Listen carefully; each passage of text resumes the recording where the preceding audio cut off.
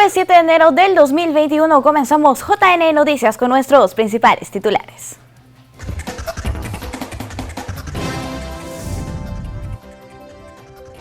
OMPE exhorta a la ciudadanía a votar de manera ordenada y teniendo en cuenta la votación escalonada.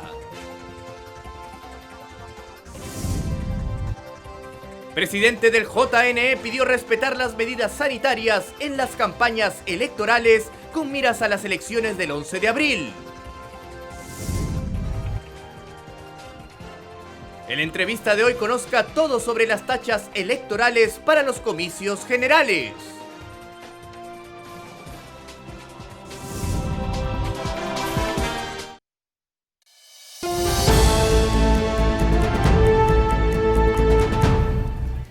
Iniciamos el programa con la información electoral. La OMPE exhorta a la ciudadanía a votar el 11 de abril de manera ordenada y teniendo en cuenta la votación escalonada. Veamos los detalles.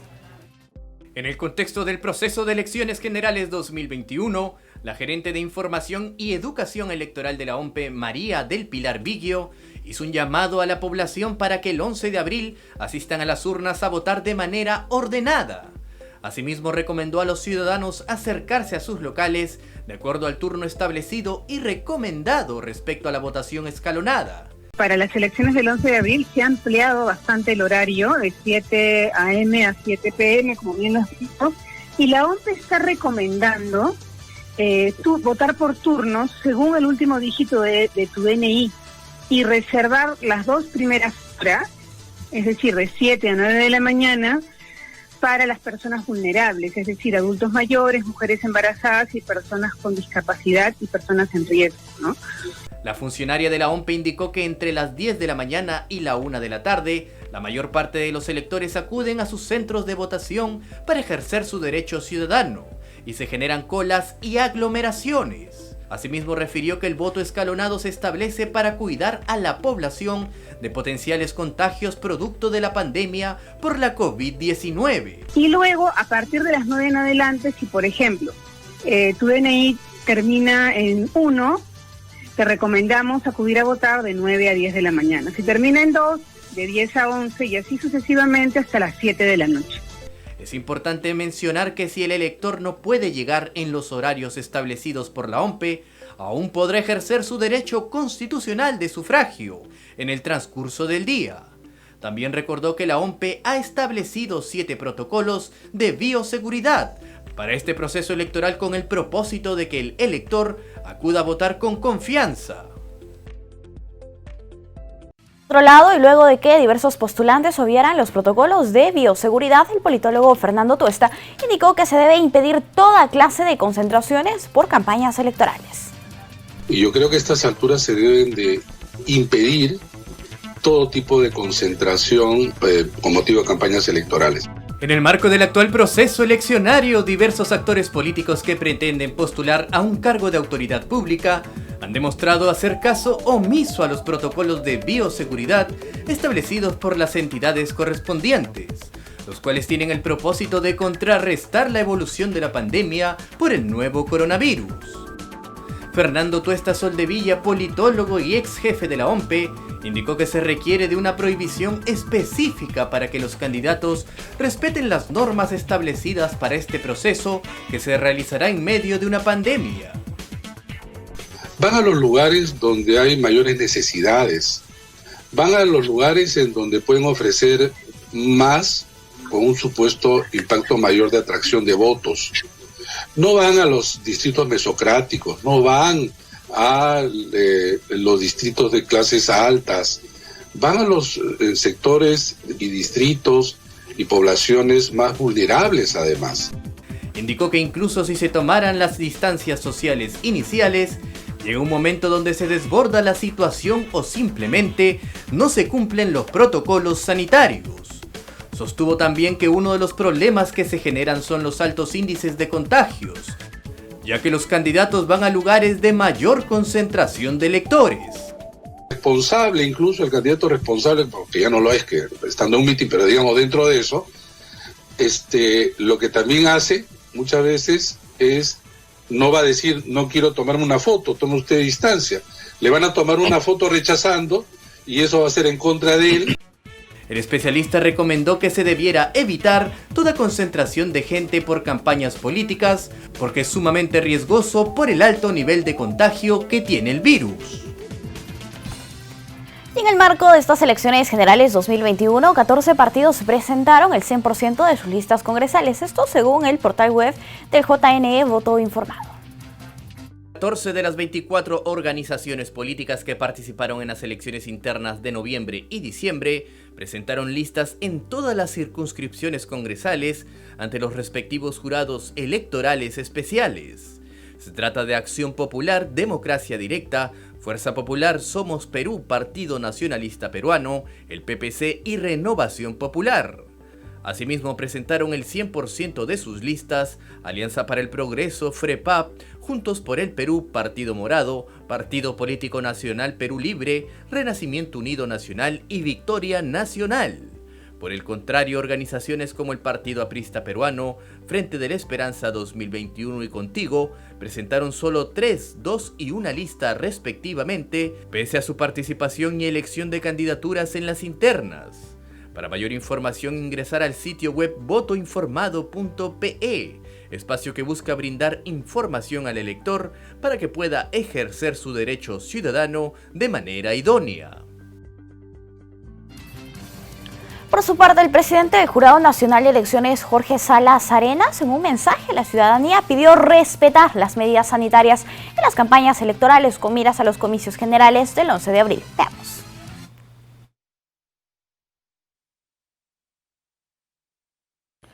Conciudadanas y conciudadanos todos, las autoridades de nuestro país y el Colegio Médico del Perú han alertado a la población que nos encontramos en medio de un rebrote y el probable inicio de una segunda ola del COVID-19 que ha afectado al mundo entero y que está mutando en otras latitudes. Hoy, por tanto, más que nunca, debemos cuidarnos. Estamos en riesgo, todos, pero en particular lo están nuestros familiares, nuestros conocidos, nuestros compatriotas, que son vulnerables, en ellos de modo más intenso. Corresponde, por tanto, al Jurado Nacional de Elecciones el deber moral de llamar a la reflexión a las diferentes organizaciones políticas para que sus líderes y representantes se sirvan dar las instrucciones pertinentes a su militancia y al mismo tiempo alertar a sus simpatizantes y a la colectividad social en general a dar cumplimiento escrupuloso y cabal a las diversas medidas sanitarias en todas las actividades públicas y aún en las actividades privadas por el alto interés colectivo que connota la reunión de varias personas en estas particulares circunstancias en que se han visto afectadas más de 1.200.000 personas, varias de las cuales lamentablemente han perdido la vida en el Perú. Hoy se ha publicado una resolución del Pleno del Jurado Nacional de Elecciones en que como institución hemos acordado hacer un pedido público a la Policía Nacional del Perú para que haga cumplir las normas sanitarias que rigen en estas difíciles circunstancias durante los actos propios de la campaña electoral. Pero ese requerimiento debe extenderse también a las entidades políticas que intervienen en la contienda, en tanto ellas convocan a sus militantes y al electorado. Se trata de reglas básicas tales como el uso de mascarillas, de barbijos, el mantener la distancia interpersonal de por lo menos 1 metro, así como evitar el contacto físico, el descontaminar las manos, las suelas del calzado de retornar al domicilio, entre otras precauciones esenciales conocidas por niños, adultos y ancianos a lo largo y ancho del país. Me permito anunciar que propondremos un acápite en el Pacto Ético Electoral sobre los lineamientos de prevención del contagio en el contexto de la actual pandemia. Es pertinente también recalcar que el Jurado Nacional de Elecciones no tiene facultad de sanción por el incumplimiento de las medidas sanitarias, pero estimo trascendente recordar que, por ejemplo, la omisión del empleo o el uso inadecuado de las mascarillas faciales está tipificado en el artículo 292 del Código Penal como delito de violación de las medidas sanitarias. Y dada la difusión extendida y pública de la necesidad y la trascendencia del empleo, para todos conocida, no es válido alegar que no se conocía propiamente de su importancia. Cabe, por tanto, adoptar las precauciones propias que la solidaridad y la responsabilidad implican.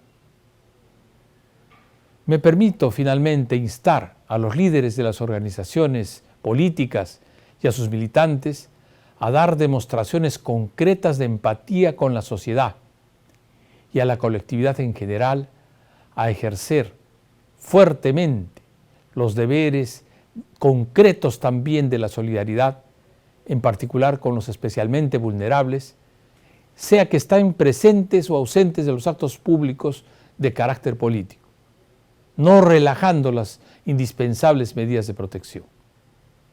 Conciudadanos, cuidémonos diligentemente todos. Muchas gracias.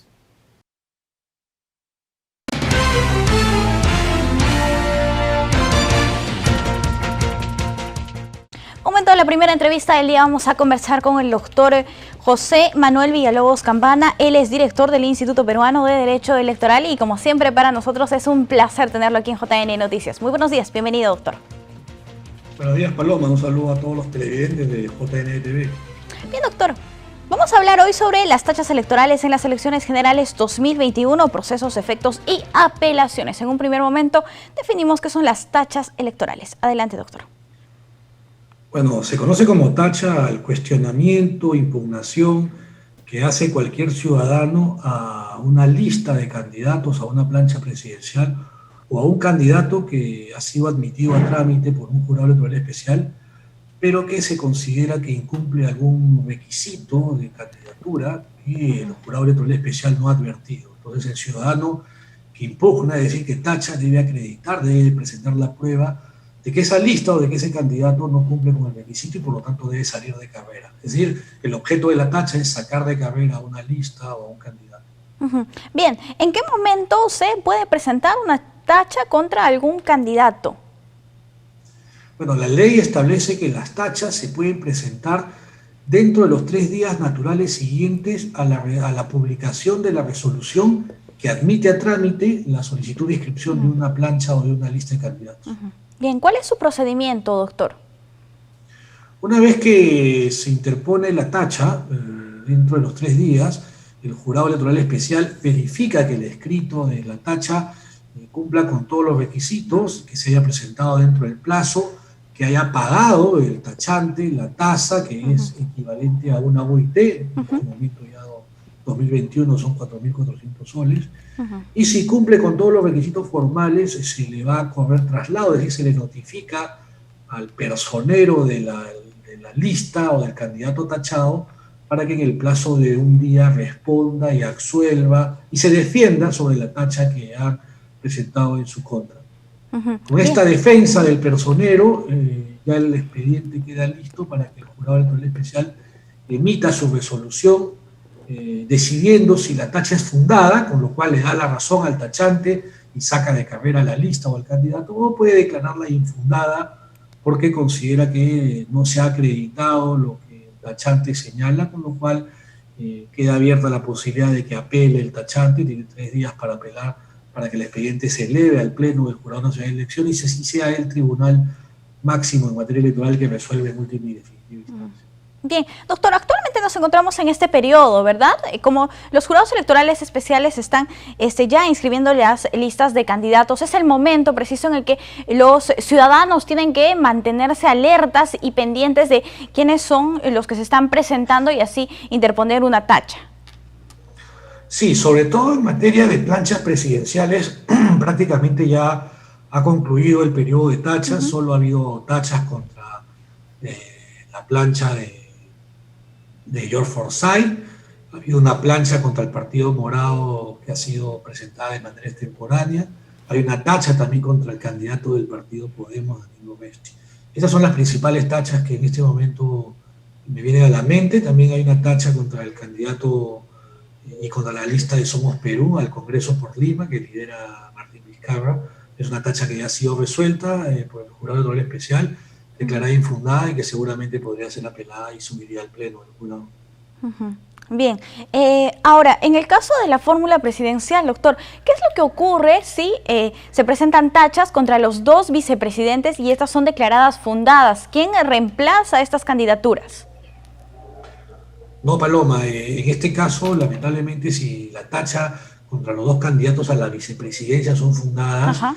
es decir, los dos candidatos a la vicepresidencia salen de carrera, cae toda la plancha. Cae Es toda. decir, afectaría también al candidato presidencial. Ajá. Porque no podrían ser reemplazados los candidatos a la vicepresidencia.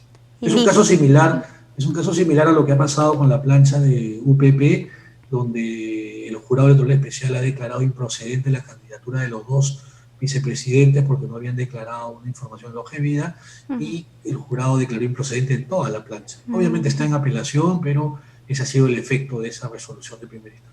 Claro. Ahora bien, si vemos la tacha contra los candidatos del Congreso o el Parlamento andino, si esta se declara fundada, ¿qué pasa con la lista parlamentaria? En general, ¿qué pasa con estos números y espacios que los candidatos van a ser retirados por estas tachas? Muy buena pregunta.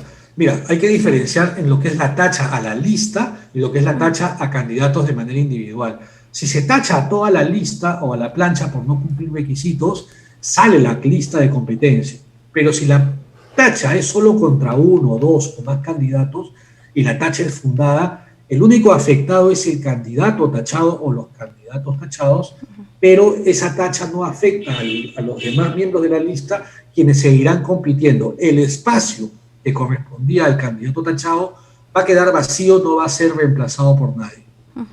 Bien, listo. Ahora, si revisamos un poco los antecedentes y en relación al último proceso electoral que hemos tenido en nuestro país, ¿qué causales son las más constantes para presentar tachas, de acuerdo a su experiencia y lo que usted ha visto? Bueno, depende el proceso de elección, Paloma. Cuando estamos en elecciones subnacionales para alcaldes y gobiernos regionales, por lo general las tachas son relacionadas a los domicilios, ¿no? Porque los candidatos no tendrían el domicilio para ser alcalde o gobernador.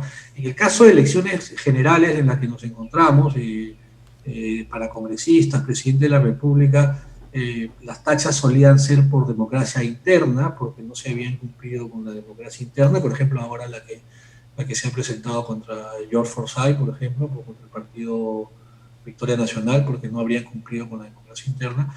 Y bueno, hay otras tachas diversas por tener antecedentes penales, por ejemplo, que no se hayan declarado ahora, ¿no? Podrían ser una de las más habituales. Ya, bien, doctor. Asimismo, cabe resaltar, usted ya lo mencionaba, pero antes de tachar se tiene que pagar una tasa que ha aprobado ya el año pasado el Jurado Nacional de Elecciones, ¿no? Una tabla de pagos por los trámites que se realicen y estamos hablando de una unidad impositiva tributaria. Esto se da de repente con el fin de que cualquier ciudadano de manera infundada no presente una tacha, ¿no? ¿Verdad? Sí, te imaginas si no se pagara por tachas, sería un número, digamos, difícil de manejar por los jurados, porque cualquiera presentaría una tacha solo por entorpecer la candidatura del contendor, digamos, ¿no?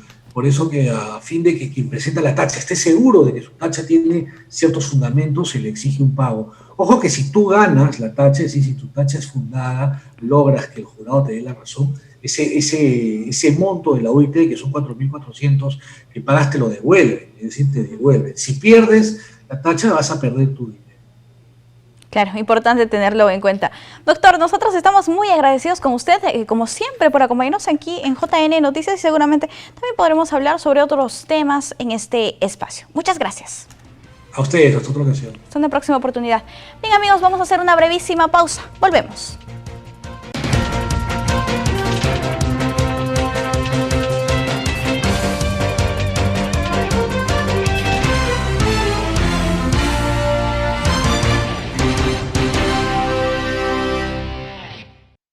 Estamos de vuelta, muchas gracias por acompañarnos en JN Noticias. Se anunció la compra del primer lote de vacunas para el Perú, lote que será recibido a finales de enero.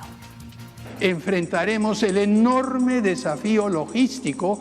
El presidente Francisco Sagasti anunció que se ha concretado la compra de un primer lote de vacunas contra el coronavirus con el laboratorio chino Sinopharm y el primer envío será en enero.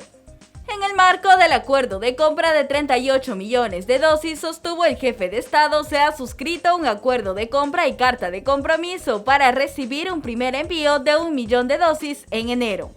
Los ensayos clínicos de fase 3 realizados en el Perú no solo nos han colocado en una mejor posición para acceder a las vacunas de Sinopharm, sino que también nos han servido para comprobar su efectividad en la población nacional.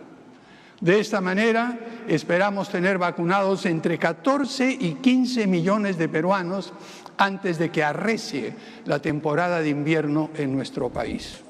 De esta manera, remarcó el mandatario, se espera tener vacunados entre 14 y 15 millones de peruanos antes de que inicie la temporada de invierno en el país. Además, dijo que se ha suscrito un contrato de compra-venta con AstraZeneca, que entregará 14 millones de dosis de la vacuna a partir de septiembre, aunque se hacen gestiones para adelantar envíos. Dejaremos el camino expedito para que el próximo gobierno, que elegiremos en unos pocos meses más, continúe con la vacunación hasta proteger a toda nuestra población. Tenemos también un acuerdo preliminar con la COVAX Facility, que nos entregará 13.2 millones de dosis en fecha que aún estamos determinando. Bien, tenemos ahora las 5 noticias oficiales más importantes del día, elaboradas por la Agencia de Noticias Andina. Ana Bendezú nos informa. Bienvenidos, desde la Agencia de Noticias Andina, estas son las 5 noticias del día. El Poder Ejecutivo aprobó mediante decreto supremo declarar el año 2021 como el año del Bicentenario del Perú, 200 años de independencia. La denominación debe ser utilizada también en lenguas indígenas u originarias. Además, la frase debe estar consignada en los documentos oficiales. Se designó como viceministro Construcción y Saneamiento a Javier Ernesto Hernández Campera en reemplazo de Julio César Cosaca. La resolución fue publicada hoy en el diario El Peruano. La ministra de Comercio Exterior y Turismo, Claudia Cornejo, señaló que el FAE Turismo cuenta con unos 200 millones de soles para este año y se promoverá que coloque el 100% para las empresas de turismo que lo necesitan. Recordemos que algunos de los beneficios son hasta 60 meses para pagar los préstamos y un periodo de gracia de hasta 18 meses. Serpar anunció el inicio de las escuelas de verano en los clubes zonales y parques metropolitanos de manera presencial desde el 11 de enero. Las actividades se realizarán con aforo limitado y con los protocolos de bioseguridad para garantizar el cuidado de los alumnos. Para inscribirse puede revisar la web de Serpar o las redes sociales. Atención, porque oleaje ligero se presentará desde hoy hasta el domingo 10 de enero en todo el litoral de nuestro país, según informó la Dirección de Hidrografía de la Marina. Se recomienda a la población costera y personas que realicen actividades portuarias, pesqueras, deportivas y de recreo que tomen las medidas de seguridad. El desarrollo de estas y otras noticias las pueden encontrar en todas nuestras plataformas digitales y, por supuesto, pueden visitar andina.p. Bien, les contamos que Luz Inés Tello juramentó como presidenta de la Junta Nacional de Justicia. La magistrada cuenta con amplia experiencia en temas anticorrupción. La Junta Nacional de Justicia ya tiene nueva presidenta. Se trata de Luz Inés Tello de Ñeco, quien juró al cargo conmemorando también el primer aniversario de dicha institución. Luego que el pasado diciembre fuera elegida por unanimidad, asume la presidencia y, según la ley orgánica de la Junta, el periodo de desempeño será por 1 año y no hay reelección. Tello destaca por tener una trayectoria como jueza reconocida en temas de anticorrupción.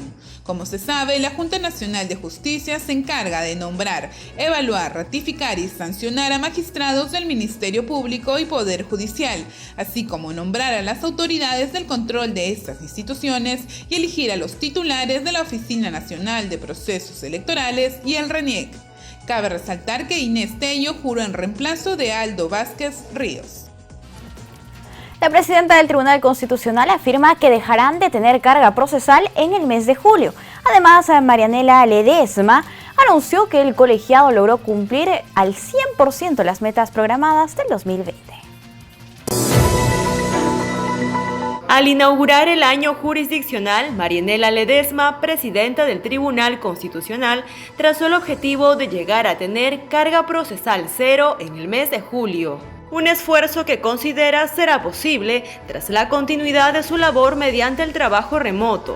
Además, recalcó Ledesma, pese al contexto de pandemia, los registros de productividad alcanzados el año pasado no tienen precedentes. La magistrada resaltó que en 2020 el tribunal cumplió al 100% con las metas anuales de publicación de resoluciones y de digitalización de expedientes. Ledesma ofreció que el colegiado que encabeza pondrá más énfasis en dar mejor servicio a los ciudadanos. Asimismo, anunció que gracias a un convenio con el INPE, los internos podrán consultar sus expedientes digitalizados y ver el estado de sus procesos. El Colegio Médico de la Libertad aseguró que al menos en el norte del país ya se vive una segunda ola de la pandemia del coronavirus.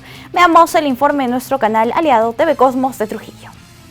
El decano del Colegio Médico de la Libertad, Wilmar Gutiérrez, enfatizó en tanto que en la región ya estamos en una segunda ola de rebrote de la COVID-19. Además, mostró su preocupación debido a la falta de camas UCI en los hospitales de la región. Y nosotros consideramos que estamos en una segunda ola, ¿ya?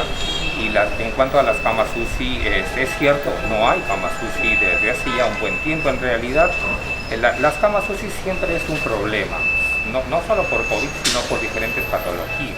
El decano exhortó a las autoridades considerar que estamos ya en una segunda ola y no esperar a que la situación se agrave para tomar cartas en el asunto. O sea, no esperar el momento de que está todo colapsado para recién tomar medidas, sino ya debemos tomar en este momento y considerar que estamos en una situación crítica. En relación al número de pruebas, recomendó aumentarlas. La prueba molecular es la que debe de hacerse.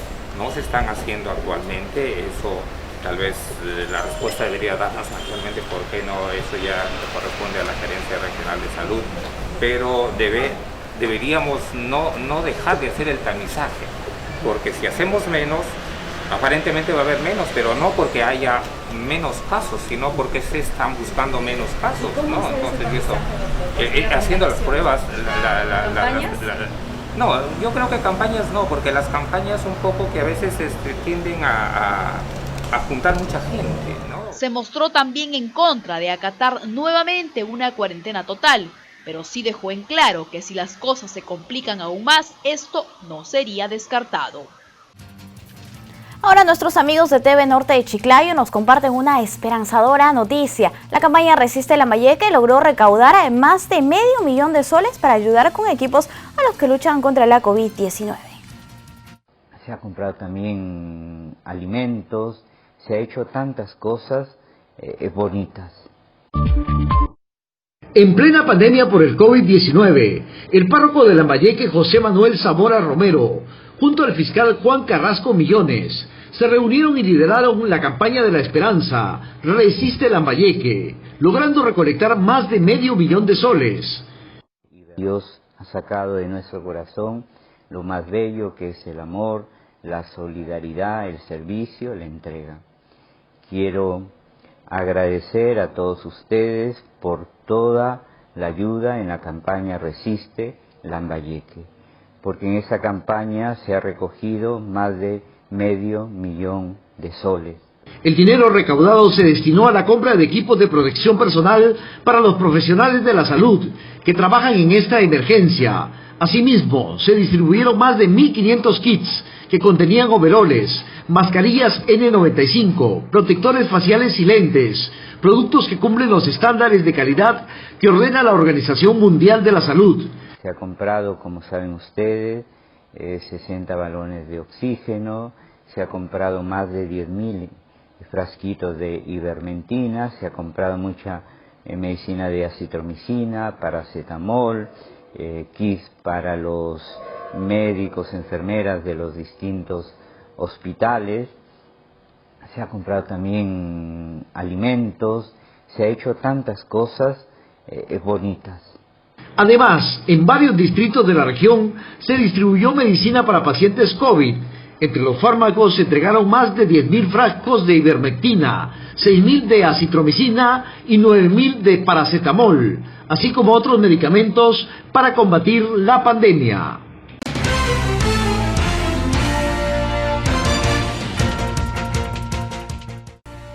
Es momento de la entrevista vamos a conversar con el doctor Pablo Sotomayor, abogado tributarista, socio del estudio Miranda y Amado. ¿Cómo está, doctor? Bienvenido a JN Noticias. Muy buenos días. Buenos días, gracias por la invitación. Bien, vamos a hablar sobre el reglamento normativo sobre el acceso de SUNAT a las cuentas bancarias de ciudadanos y empresas. Este reglamento que ha sido recientemente aprobado y publicado en nuestro país. Doctor, para que nos comente cuáles son las implicancias, ¿a qué información podrá acceder a partir de ahora la SUNAT? Adelante.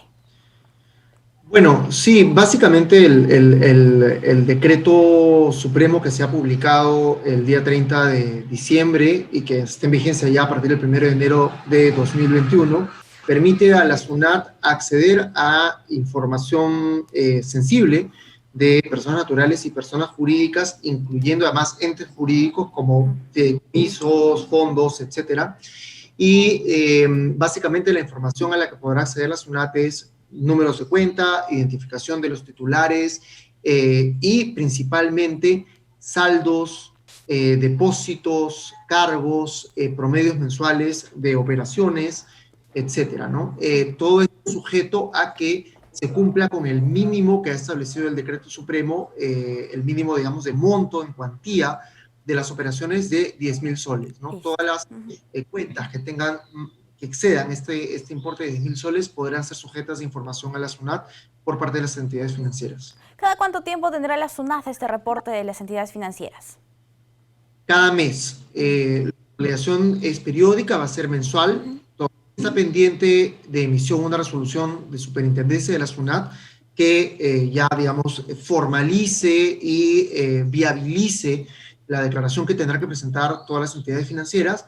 Pero sí, digamos, sería mensual y sería además a partir de enero, independientemente de que la acción se haga efectiva en un mes posterior. Claro. Bien, doctor, ¿incluye todo tipo de cuentas que pasen los 10.000 soles o existen algún tipo de cuentas que se exceptúen?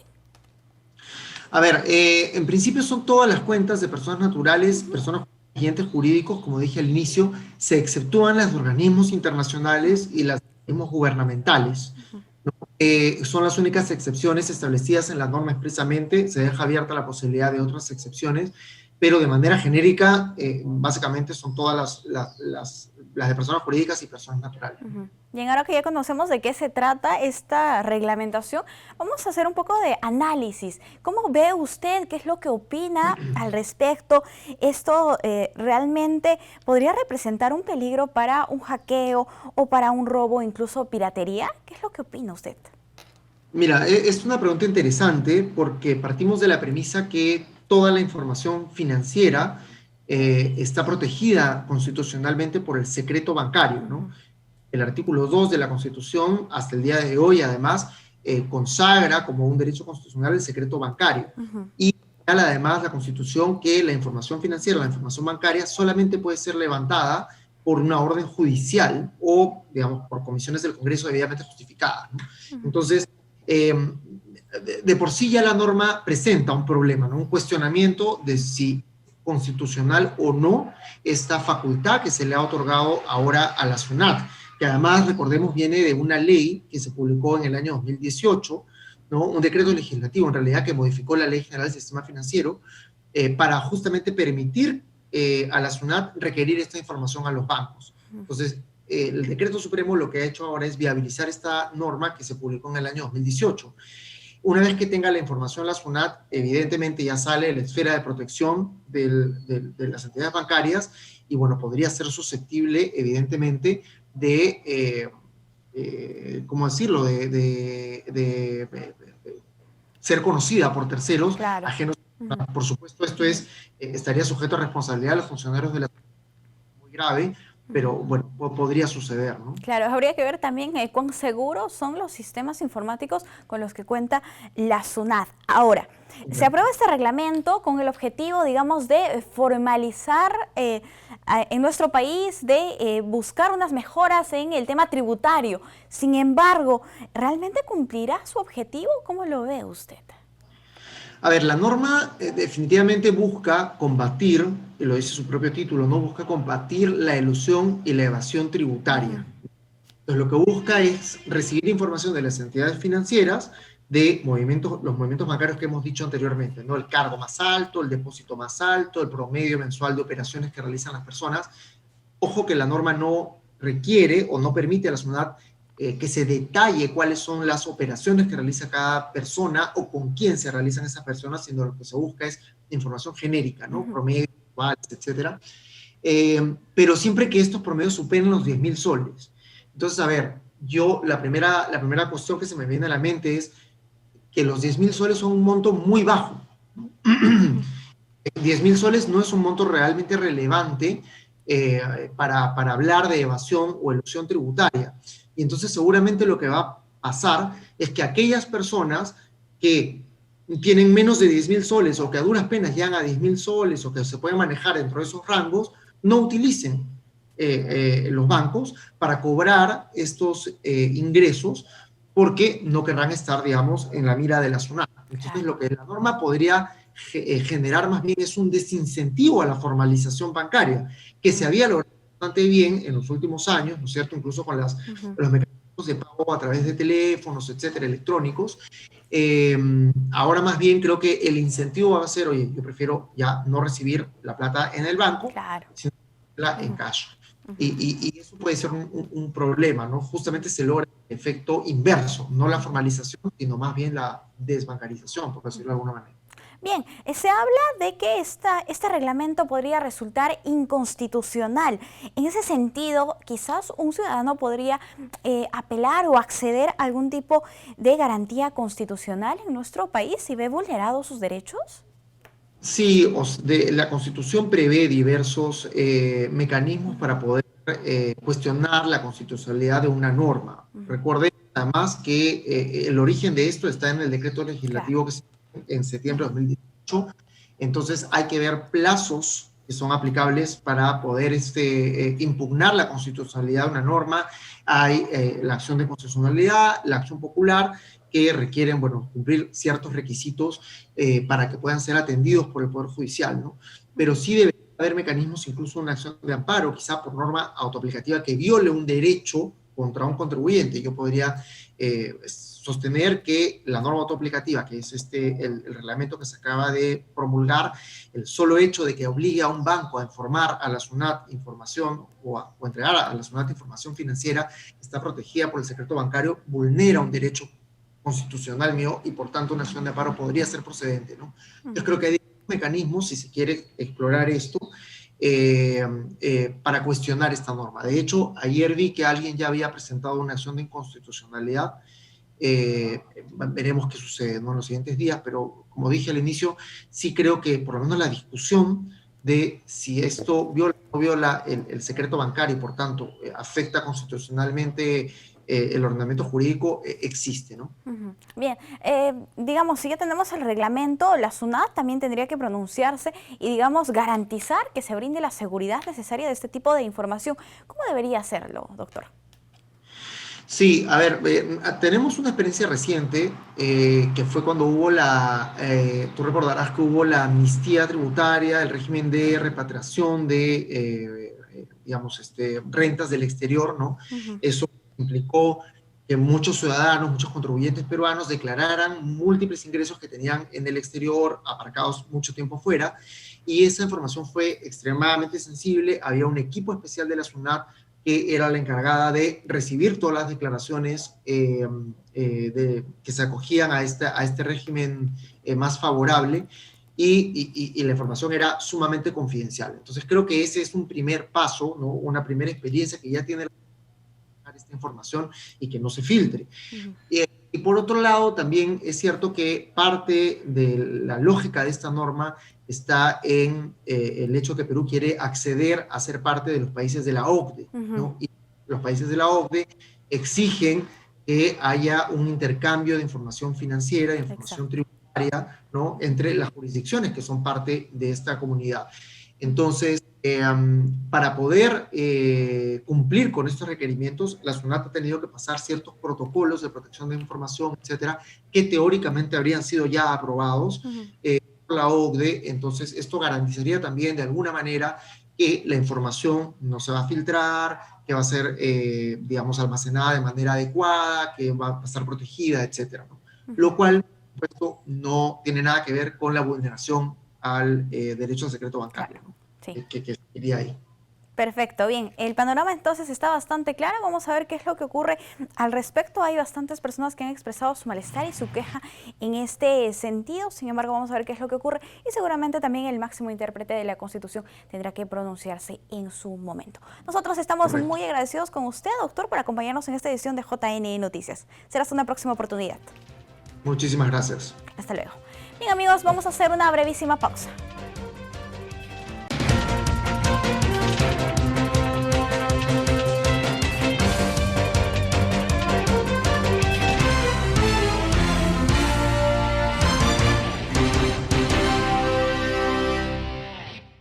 Seguimos informando, la Universidad Nacional Mayor de San Marcos vuelve a la modalidad presencial y comenzará con las pruebas en la ciudad universitaria desde el 18 de abril.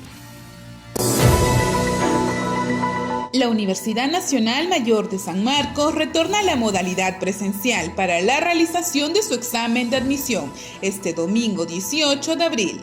Dicha prueba está dirigida solo para modalidades de graduados o titulados, traslado externo nacional e internacional, traslado interno, deportistas calificados y de alto nivel, y seguirán además el siguiente cronograma.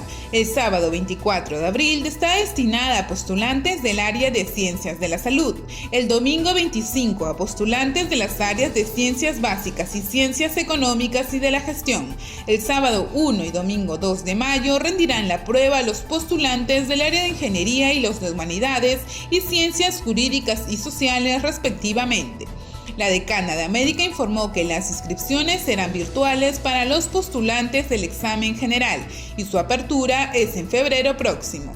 Además, indicaron que el examen contará con todas las medidas de bioseguridad para prevenir el contagio y la propagación de la COVID-19, tales como el distanciamiento obligatorio y el control en el aforo. Detallaron que 6.000 postulantes darán su examen en el estadio de la universidad y 8.000 en el resto de las dependencias o facultades que se encuentran dentro de la ciudad universitaria, y en cada aula rendirán la prueba aproximadamente 15 alumnos. Cabe destacar que el último examen de admisión fue virtual y se presentaron denuncias en cuanto al plagio por el cual se anularon pruebas de los responsables, pero el examen fue calificado como legal y válido.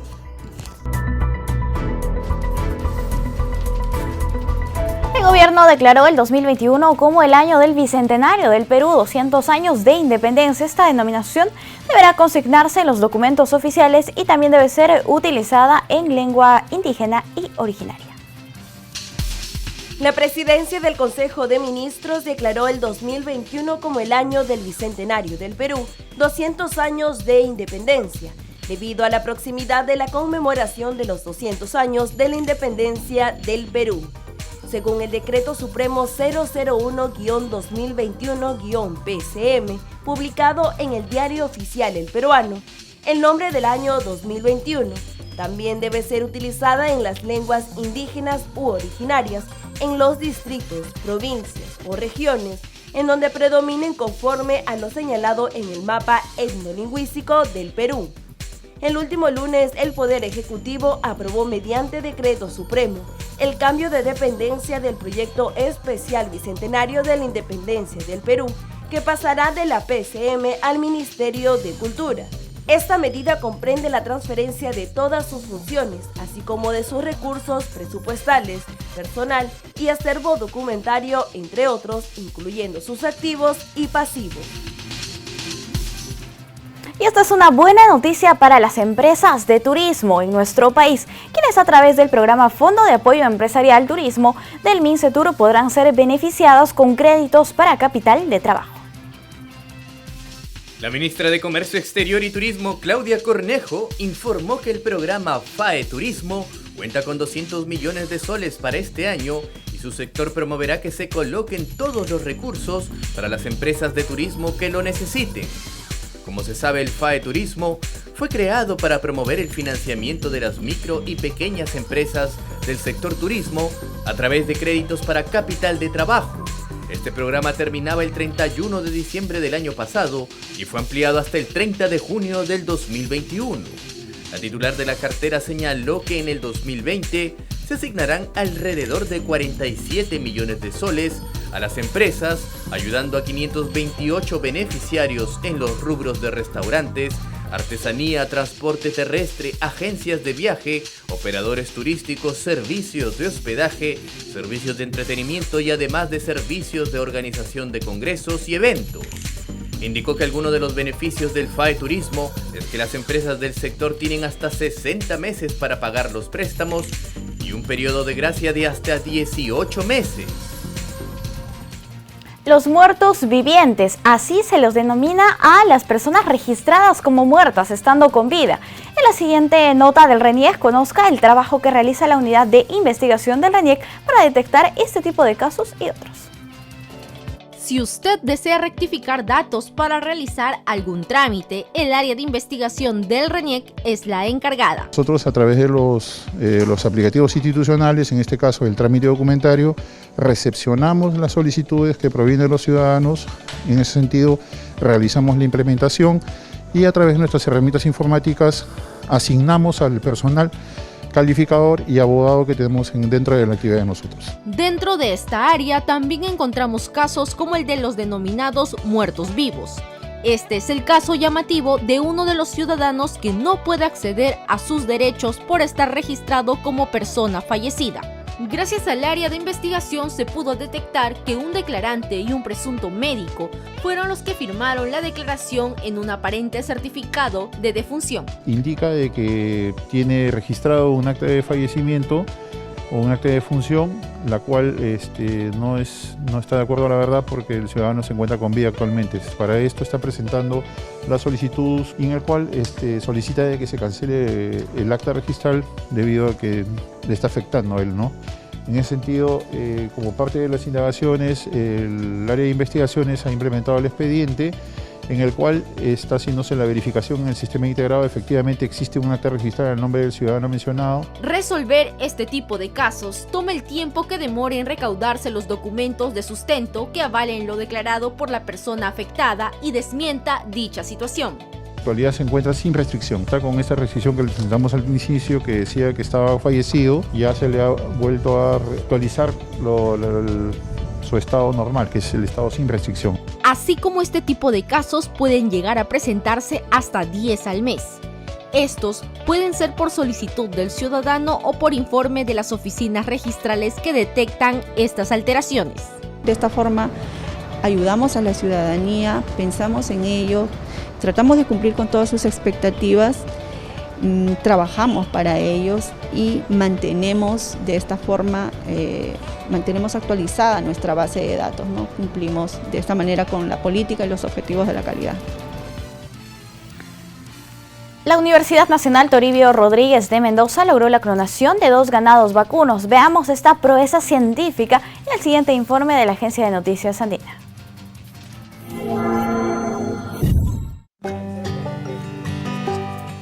La Universidad Nacional Toribio Rodríguez de Mendoza, de Amazonas, volvió a sorprender al mundo al informar que había logrado una nueva proeza científica al obtener el nacimiento de 2 clones de ganado vacuno.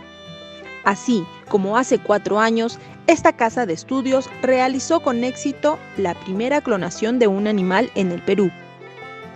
Uno de los artífices de estos logros científicos fue Nilton Luis Murga Valderrama, docente investigador de la Facultad de Ingeniería, Zootecnista, Agronegocios y Biotecnología de la UNTRM, quien lidera el Laboratorio de Biotecnología, Reproducción y Mejoramiento Genético Animal que conforman también Jenin Cortés Polanco y Tatiana Segura Portocorrero. Para alcanzar este logro se utilizó la técnica de transferencia nuclear somática y la vitrificación de embriones como herramienta de almacenamiento. Así se consolidó el camino para la producción de clones animales élite y productivos. El primer paso para esta proeza se inició en 2017, gracias al intercambio académico investigativo en Alemania, donde se obtuvo la donación de un tejido de la vaca Lucy, una de las mejores representantes de la raza Fleckvieh en ese país, por su alta productividad de leche. El tejido donado se mantuvo congelado durante todo este tiempo en el banco de germoplasma de la universidad, hasta que en agosto de 2019 se inició el proceso de clonación. la producción ganadera cifra grandes esperanzas tras la clonación de Lucy. Para el futuro, se espera mejorar la genética de los vacunos, con lo que la ganadería nacional contará con ejemplares para una mayor producción de leche y carne.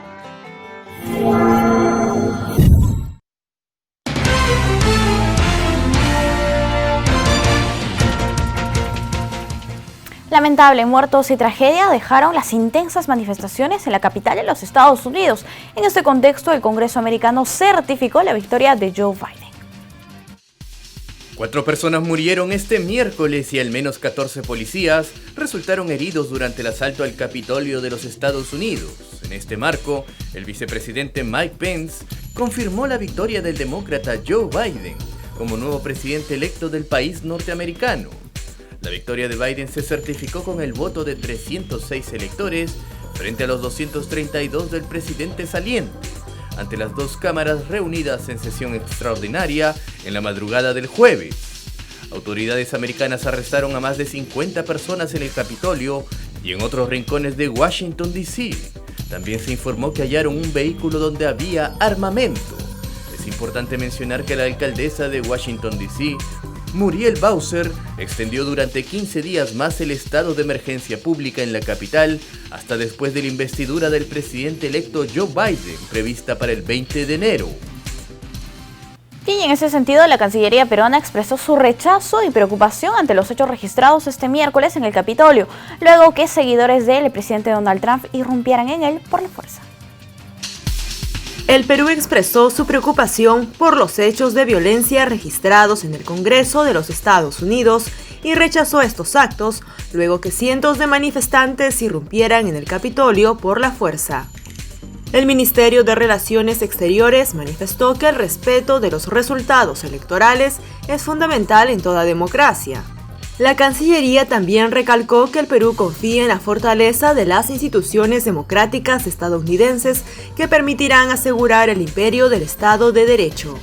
El miércoles, el Congreso de Estados Unidos suspendió de emergencia una sesión destinada a certificar la victoria electoral de Joe Biden, luego de que partidarios del presidente saliente Donald Trump irrumpieran en el Capitolio tras enfrentarse con la policía.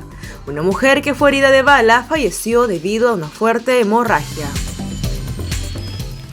Por otro lado, informamos que el chavismo retoma desde esta semana el control del Parlamento de Venezuela, mientras el líder opositor Juan Guaidó intenta mantener un Congreso paralelo con apoyo de Estados Unidos y otros aliados internacionales. Luego de realizar una breve caminata por los alrededores del Parlamento venezolano en Caracas, los más de 200 diputados chavistas electos en los comicios del 6 de diciembre entraron en grupo al hemiciclo. El exministro Jorge Rodríguez asumió la presidencia del Parlamento con el apoyo de la bancada chavista. No podemos olvidar.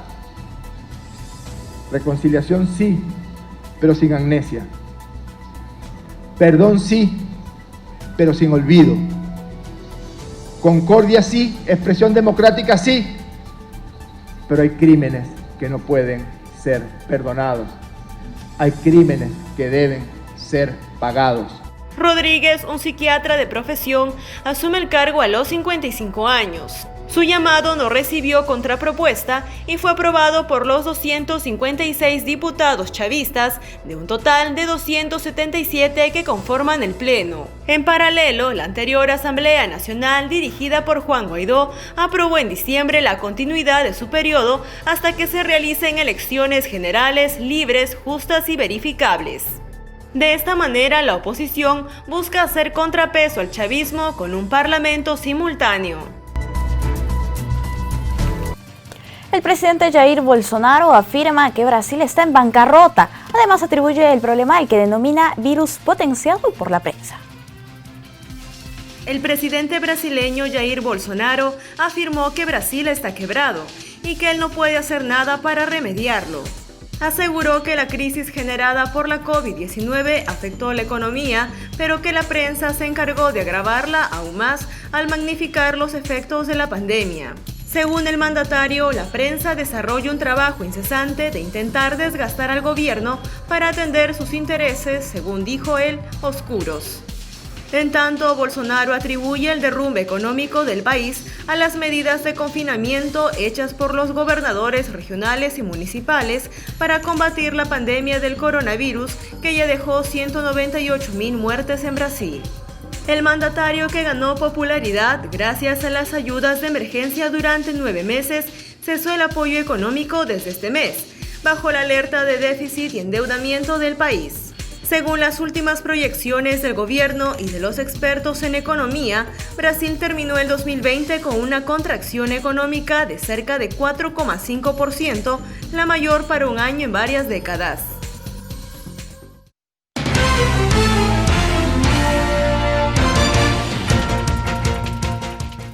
Amigos, llegamos al final del noticiero. No olvides sintonizarnos en los canales 44 y 516 de Movistar, pero también en las redes del Jurado Nacional de Elecciones y en los 20 canales aliados del ente electoral. Los dejamos con imágenes de Chiquián en Ancash. Permiso.